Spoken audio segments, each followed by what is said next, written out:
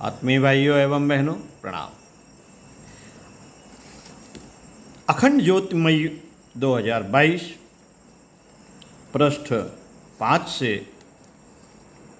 विशिष्ट सामयिक चिंतन के क्रम में पढ़कर सुनाते हैं। धर्मतंत्र को परिष्कृत व राजतंत्र को पारदर्शी अब बनाना ही होगा। आइए सुनते हैं।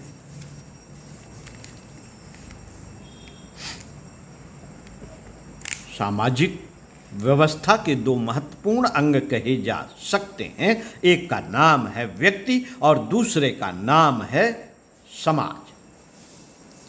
समाज सही दिशा में चले, उसकी उन्नति हो, प्रगति हो, इसमें आपराधिक प्रवृत्तियां न पनपे, अर्थव्यवस्था एवं प्रशासन सुदृढ़ चलते रहें, सुरक्षा चाक चौबंद रहे, सभी नागरिक सुखी एवं संतुष्ट रहें, यह सुनिश्चित करने का कार्य राजतंत्र का कहा जा सकता है।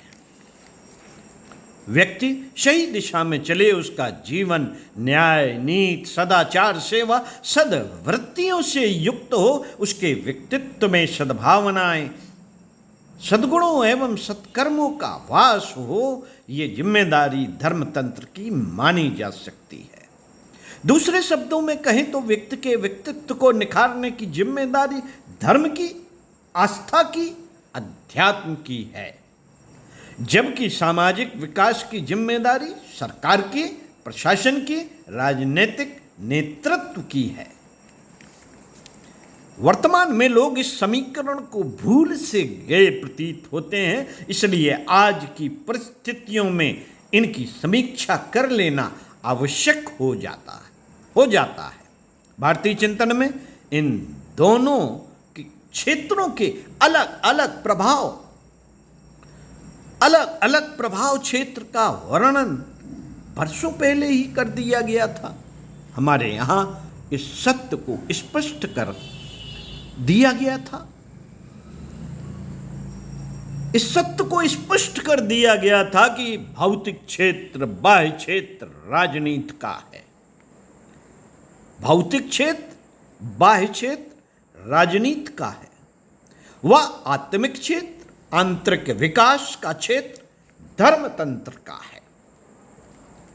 इस दृष्टि से देखा जाए तो न तो ये दोनों एक दूसरे के विरोधी हैं और न ही इनका कार्य एक दूसरे के अधिकार क्षेत्र में हस्तक्षेप करना है।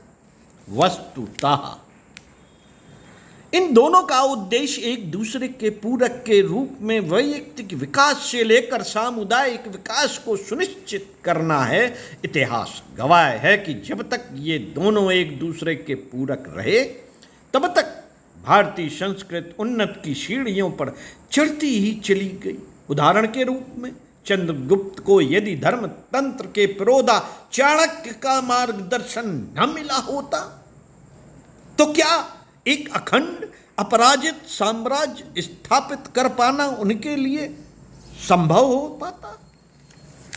छत्रपति शिवाजी को यदि गुरु रूप में समर्थ गुरु का सहकार, सहयोग एवं संरक्षण न मिला होता तो क्या उनके लिए इतनी सारी शौर्य की गाथाएं लिख पाना संभव हो पाता? उधर स्वामी समर्थ ने गांव-गांव जाकर मां भवानी के मंदिरों की, हनुमान जी के मंदिरों की स्थापना की, जनता के हृदय में राष्ट्रभक्ति की भावना का संचार किया, तो वहीं शिवाजी को सेना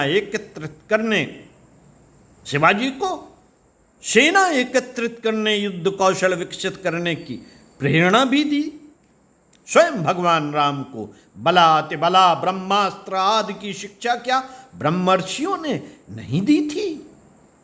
इसलिए जब धर्मतंत्र को राजतंत्र के सहयोग की आवश्यकता हुई, तब उन्होंने उनके सहयोग को साक्षात पाया।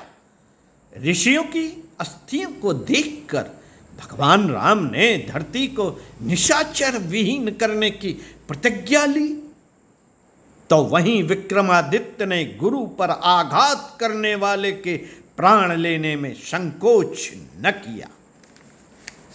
इसी प्रकार जब जब राजतंत्र अपने पथ से भटकता दिखा तो धर्मतंत्र ने समय पर पहुंचकर उसको दिशा दिखाई, उसका मार्गदर्शन किया।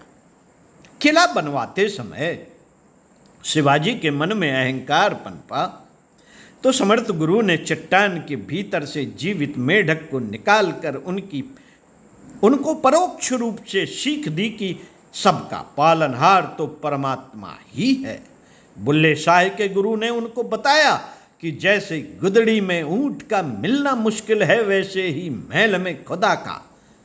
भारतहर के गुरु ने कमल की पंखुड़ियों में जाकर मर गए भौरों को दिखाकर उनको यह भान कराया कि राजपद पर बैठने वालों का कामांध होकर भटकना उनके स्वयं से लेकर समाज व राष्ट्र सभी के पतन का कारण बनता है। ये दोनों तंत्र जब तक एक दूसरे के पूरक के रूप में कार्य करते रहे, तब तक भारत की भूमि पर रंतिदेव, दिलीप, रघु, विक्रमादित्य जैसे राजा जन्म लेते रहे, जिनकी उपस्थिति से यह धरती स्वयं को सौभाग्यशाली मानती रही और वे महापुरुष विश्व को भी कल्याण का पथ अनवरत दिखाते रहे। साथियों, दुर्भाग्य यह है कि आज ऐसा होता नहीं दिखता, क्योंकि ये दोनों ही तंत्र अपनी अपनी जिम्मेदारियों को भूलकर दूसरों के क्षेत्र में अनधिकार चेष्टा करते नजर आते हैं। परिणाम स्पष्ट है। धर्मतंत्र धर्मनिष्ठ व्यक्तियों से रहित नजर आता है, तो वहीं राजतंत्र प्रजावत्सल प्रशासकों के अभाव को प्रदर्शित करता दिखाई पड़ता है। एक गाड़ी में दोनों और पहिए लगते हैं, बायां वाला उस दिशा में एवं दायां वाला उस दिशा में भागने लगे तो गाड़ी का चेसिस टूट जाएगा और टक्कर हो जाएगी।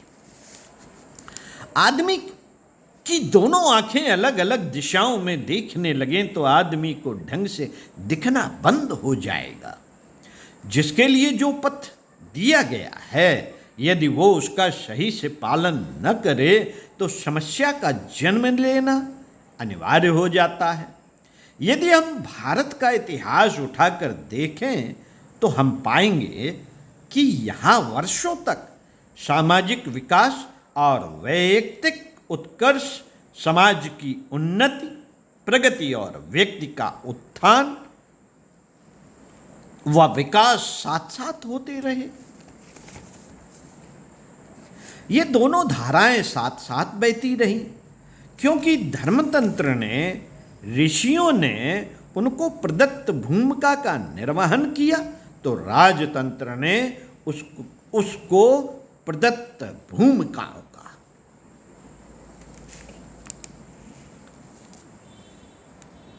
जब ऋषि कुमार कौत्स राजा रघु को सब कुछ दान देने के बाद भी उनसे धन मांगने आए, तो राजा रघु ने वो उनको देने के लिए और अपने वचन की रक्षा के लिए देवलोक पर चढ़ाई करने में संकोच न किया।